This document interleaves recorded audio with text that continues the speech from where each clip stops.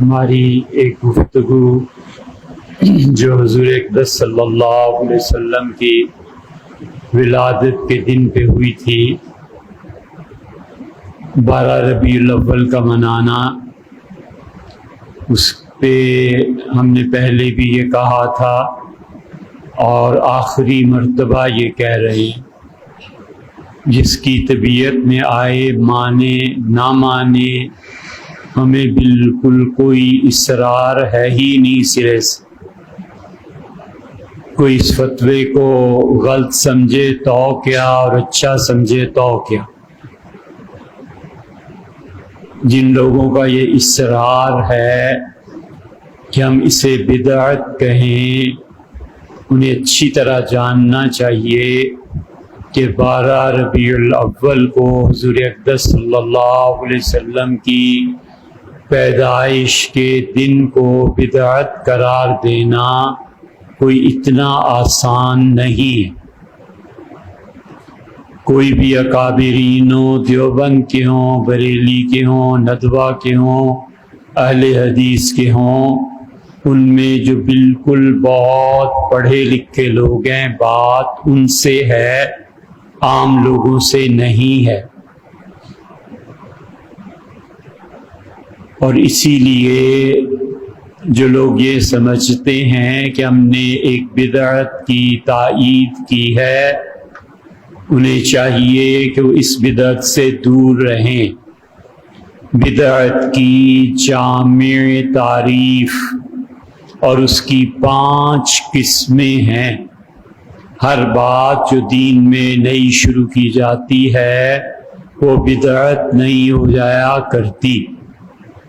اسے بدعت کہنے سے ہم نے جو اپنے آپ کو روکا ہوا ہے، اس کی وجہ یہ ہے کہ آپ کہیں 12 ربیع الاول پہ حضرت رسالت مآب صلی اللہ علیہ وسلم کی ولادت کی خوشی میں اگر کوئی آدمی ایصال ثواب کرتا ہے، غریب لوگوں کی مدد کرتا ہے، تو آپ فرمائیے یہ بدعت ہے۔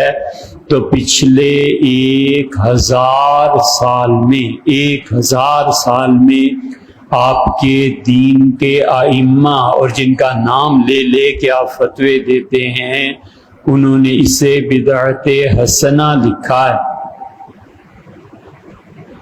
آپ کے اکابر کے سامنے وہ کتابیں نہیں تھیں جو ہمارے سامنے ہیں، اور آپ کے اکابر نے اتنا نہیں پڑھا تھا، مطالعے میں گہرائی اور وسعت نہیں تھی جتنی اس دور میں ہے۔ آپ کو پتہ ہے کہ حضرت رسالت مآب صلی اللہ علیہ وسلم کی ولادت کے موقع پہ جو خوشی ہونی چاہیے، امام نووی رحمۃ اللہ علیہ نے کیا لکھا ہے؟ نووی مسلم کے شارح ہیں، اور نووی کو بیبرس نے تنگ کیا تھا، اور لوگ کہتے ہیں کہ ان کو تنگ کرنے کی سزا میں اللہ نے بیبرس کو موت دے دی تھی۔ وہ صاحب کرامت اولیاء کرام میں سے تھے۔ نووی کو آپ کیا جانتے ہیں؟ شرح مہذب جو انہوں نے 25 کے قریب جلدوں میں لکھی ہے کہ مختلف جگہ سے چھپی ہے، بہت عظیم کتابوں میں سے ایک کتاب ہے۔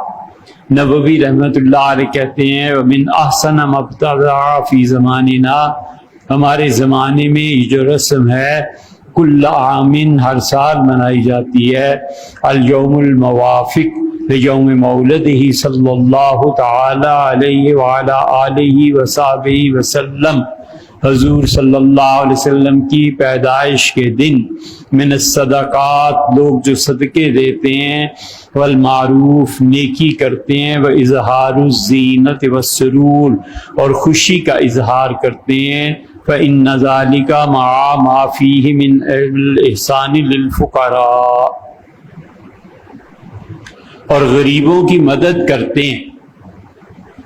یہ پچھلی مرتبہ جب ہم نے کہا تھا نا کہ یہ اب سردیاں آ رہی ہیں اور ربیع الاول میں حضور صلی اللہ علیہ وسلم کے ایصال ثواب کی وجہ سے ان لوگوں کو گرم کپڑے لے دو، کمبل لے دو، یہی باتیں ہمارے ذہن میں تھی۔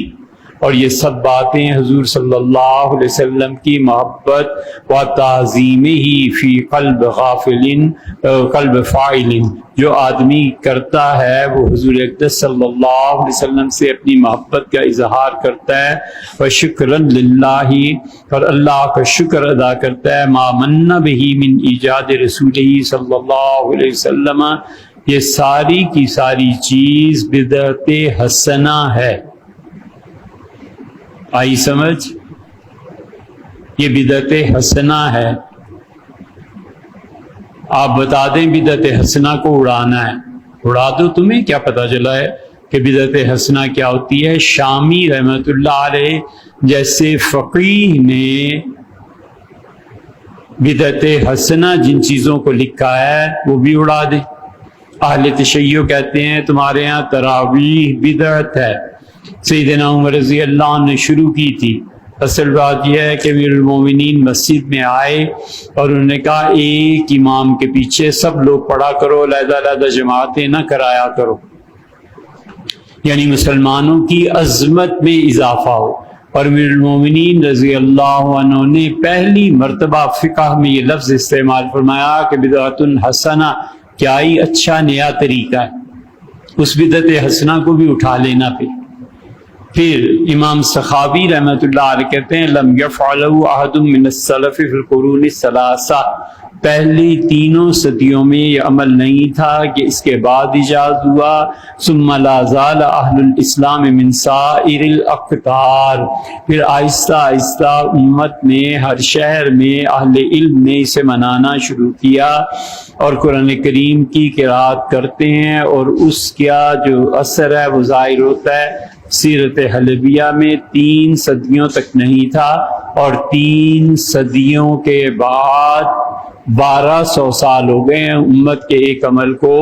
یہ اس کو بدعت کہنا یہ خالہ جی کا گھر نہیں ہے، ہوش کرو اور کتابیں پڑھو جا کے۔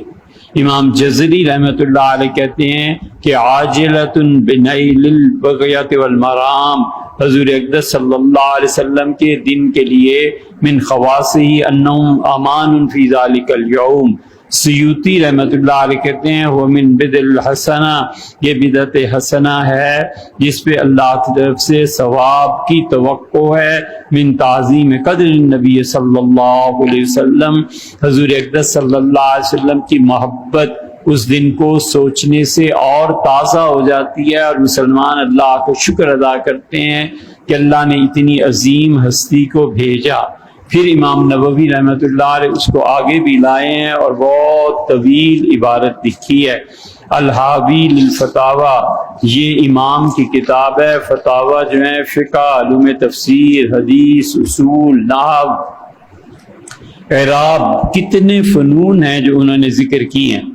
پھر اس کے بعد آپ دیکھیں گے تو اور ائمہ مل جائیں گے، اس کو رکھ لیتے ہیں، اتنی لمبی تفصیل آپ سے نہیں عرض کی جا سکتی۔ ہم صرف ایک بات کہتے ہیں کہ اس میلاد کے ساتھ وہ تمام شرائط ہونی چاہیے جو مفتی منیب الرحمان صاحب اللہ سلامت رکھے بیان کر۔ بس ہمیں کیا ضرورت ہے خام خواہ امت میں یہ انتشار؟ یہ تم دونوں دیوبندی اور بریلوی اصل میں تم میں آ گیا ہے تعصب، اور علم اور تحقیق تعصب کو مارتی ہے۔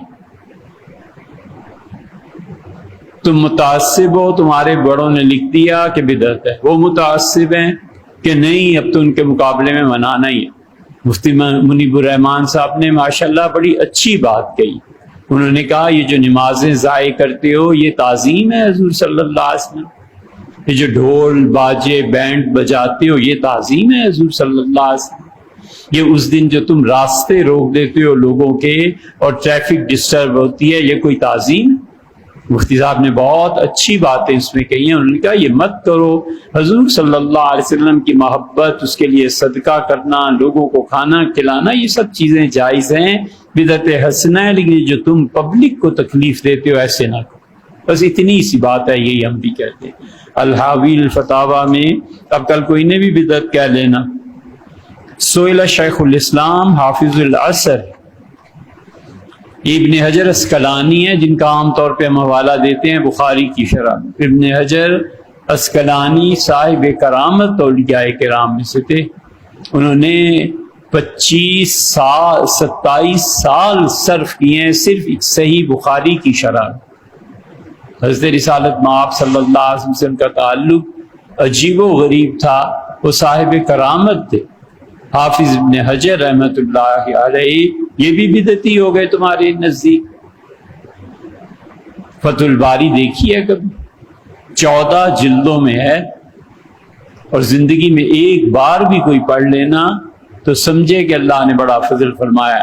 سیوطی کہتے ہیں شیخ الاسلام حافظ العصر ابو الفضل احمد ابن حجر رحمۃ اللہ سے عن عمل المولد پوچھا گیا کہ حضور صلی اللہ علیہ وسلم کی ولادت کی خوشی میں جو لوگ خوشی مناتے ہیں تو انہوں نے فرمایا اصل عمل المولد بدعہ، یہ اصل میں بدعت ہے.